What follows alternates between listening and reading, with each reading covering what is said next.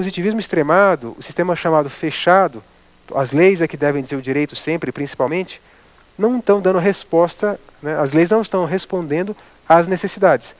Isso é que é importante abrir o sistema, temperar essa ordem legal fechada com alguns artifícios que permitam ao juiz olhar de novo para a realidade e dizer o direito, independentemente da lei, quando não houver lei que trate daquele tema, mas apoiado em normas que autorizam o juiz a usar do poder que ele recebeu pela função para poder aplicar o direito segundo a percepção que ele está tendo no caso concreto.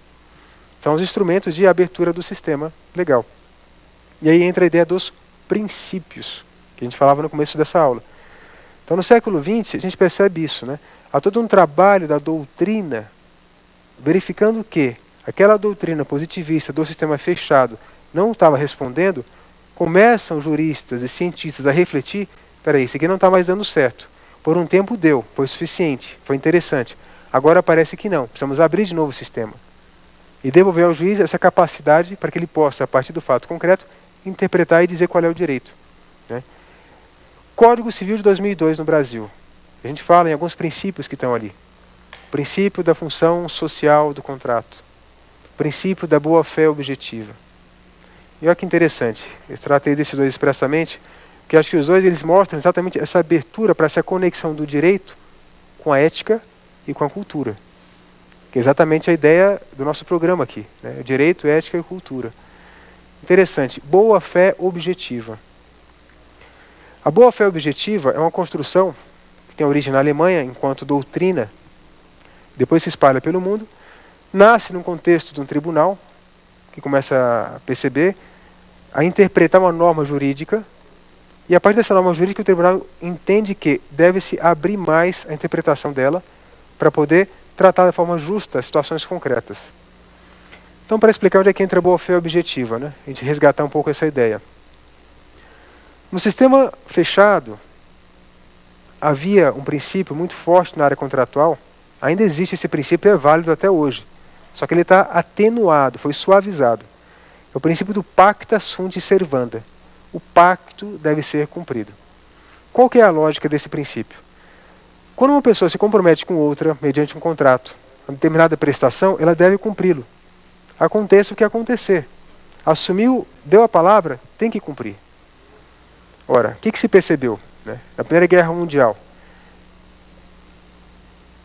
Alguns agricultores tinham assumido o compromisso de entregar safras, né, aos compradores. Por razões diversas, fizeram com que ou aquela safra fosse destruída durante a guerra, ou algum evento climático, né, acabou também impedindo que acontecesse a produção conforme se esperava. Diante disso, aqueles que tinham direito à safra vieram pedir o quê? Que o contrato fosse cumprido, senão se aplicasse aquela multa altíssima que estava prevista. Os juízes começam a olhar para aquilo, mas espera aí. Quando eles fizeram esse contrato, não havia essa previsão de guerra que podia acontecer. Havia o quê? Definição de um preço pela safra, mais ou menos correspondente ao valor da safra em si. Agora, se a safra foi destruída por um fato que foge à previsibilidade, não posso eu agora exigir que o agricultor pague uma multa referente a esse valor, que sequer ele tem condição para isso. Começa a se rever. Então, o pacta sunt servanda deve ser cumprido, as coisas, e se tempera esse princípio com outro. Né? Exatamente com esse princípio da base do negócio jurídico. Quer dizer, a base era uma e mudou. A base do negócio era uma, só que mudou a situação. As circunstâncias mudaram e vão exigir, né, pela teoria da imprevisibilidade, que seja refeito esse trato.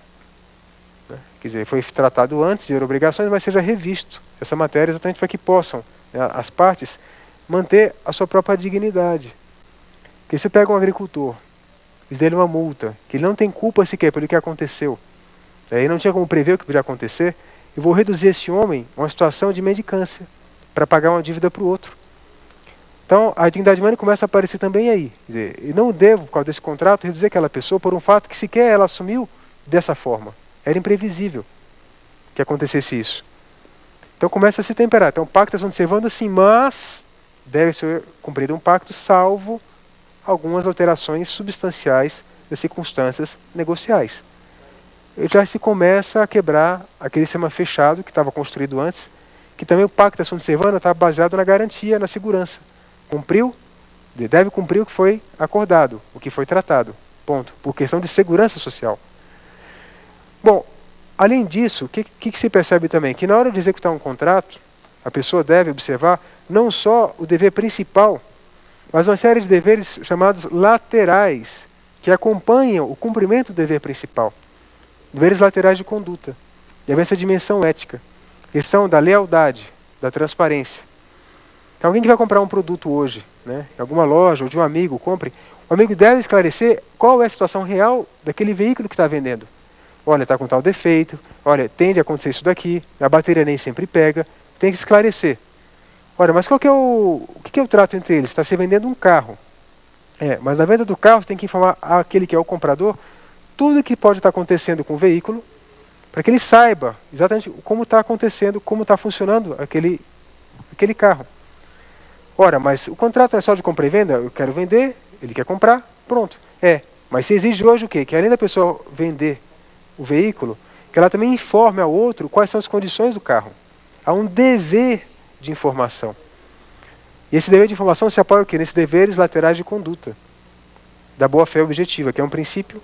Portanto, se resgata essa dimensão ética, que nós somos seres sociáveis, sociais, não somos seres individuais. Nós somos só individuais por natureza, como eu falava no começo, ora, cada um que se cuide e se proteja. Nós somos seres sociais. Então, é um princípio de confiança que possibilita a circulação de bens na sociedade. Esse princípio de confiança tem que ser preservado. Então, a boa-fé objetiva, com esses deveres laterais, ela facilita que esse princípio seja respeitado, que as pessoas estejam contentes por negociarem umas com as outras. Então, se tempos atrás, uma pessoa que ludibriava outra, não tinha nenhuma responsabilidade jurídica específica por falta de informação, hoje ela passa a ter. Ela tem o dever de informar, tem o dever de ser leal.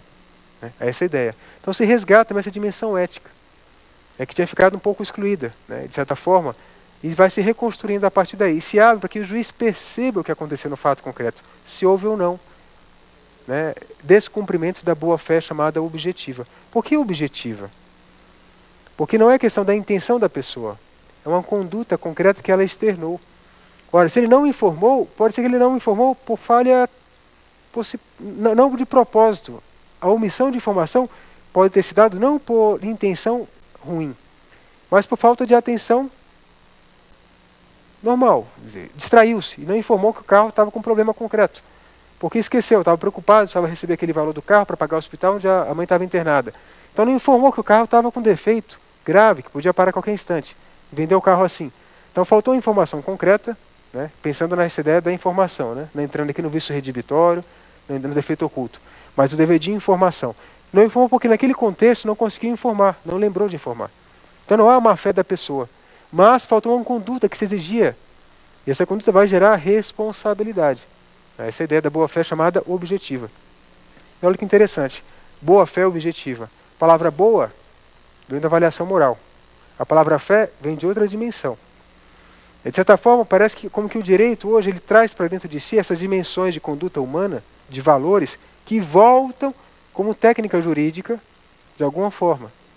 Né? Claro que sempre naquele formato próprio do direito positivo, que eu dizia antes.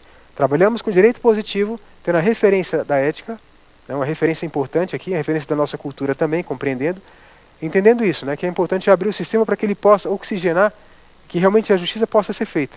A segurança que vem da lei, da norma que define, mas com esse conteúdo de justiça que vem dessa abertura do sistema, para que a gente perceba o que acontece e possa fazer com que esse sistema mesmo possa evoluir. Essa expectativa. Então, o princípio da boa-fé é objetiva. E o princípio da função social do contrato. Olha aí, função social. Eu falava, a dimensão do ser humano que é individual e é social, no começo. Então, cada ato nosso impacta não só a nossa vida, impacta o nosso meio como um todo. Os nossos contratos, eles têm também uma função social.